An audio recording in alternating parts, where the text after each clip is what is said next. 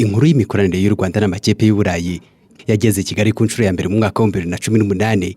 Icyo gihe u Rwanda rwavuze ko ruri muri gahunda yo gukuba inshuro ebyiri amafaranga ava mu bukerarugendo akava kuri miliyoni 440 z'amadolari y'Amerika rwinjizaga ku mwaka akagera kuri miliyoni 800 z'amadolari y'Amerika muri 2024.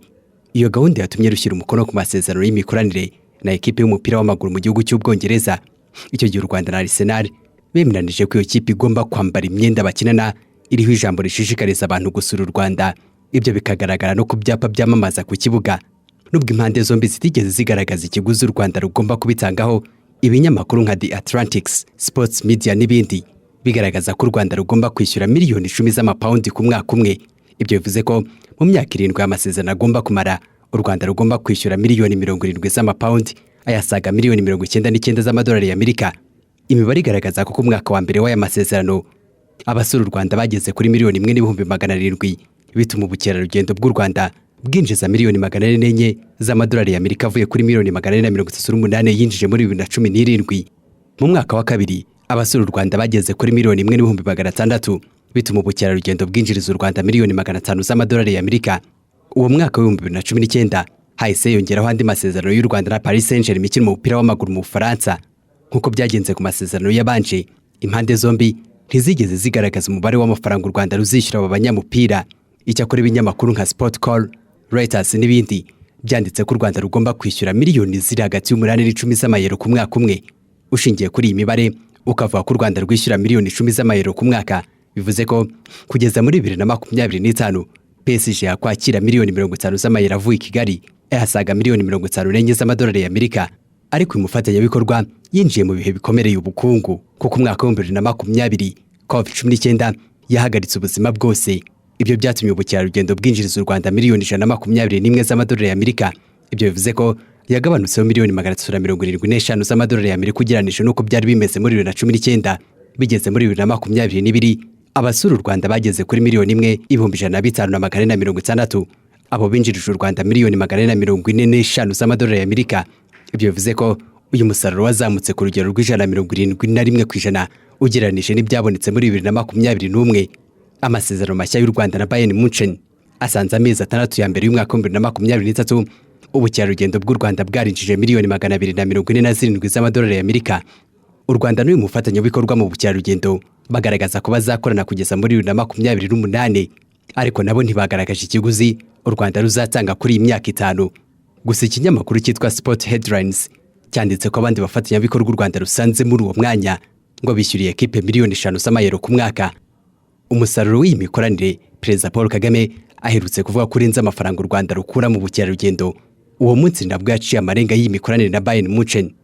Ni mu kiganiro Perezida Paul Kagame yagiranye n'abanyamakuru mu kwezi kwa gatatu 2023. For Arsenal, we have had a very good partnership.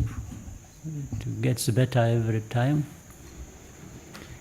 In fact, our people responsible for these investments calculate and see they can easily tell.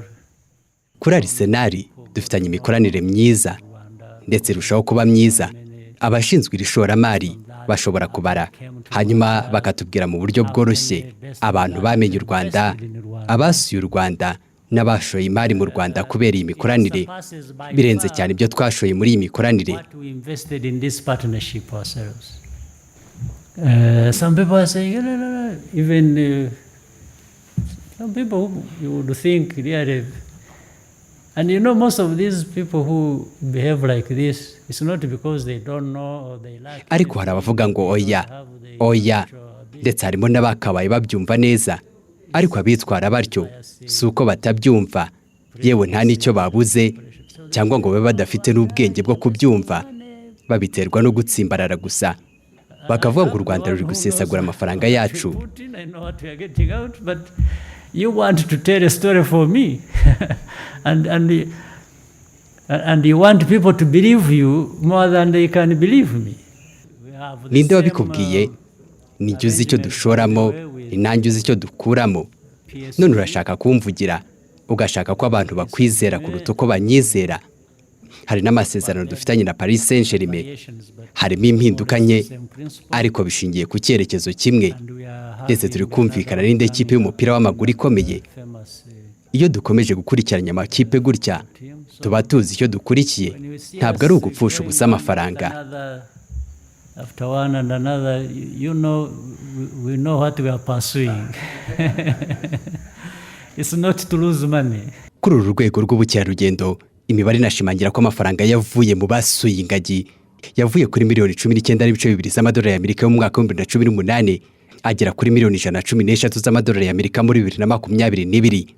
Iyi mibare kandi igaragaza ko inama zibera mu Rwanda ziyongereye, ndetse RDB iherutse kuvuga ko 15% by'amafaranga ava mu bukerarugendo yose yavuye mu kwakira inama. Ibyo byatumye u Rwanda ruza ku mwanya wa gatatu mu bihugu bya Afurika byakira inama nyinshi, inyuma ya Afurika y'Epfo na Maroc. David Nzabonimpa, TV 10.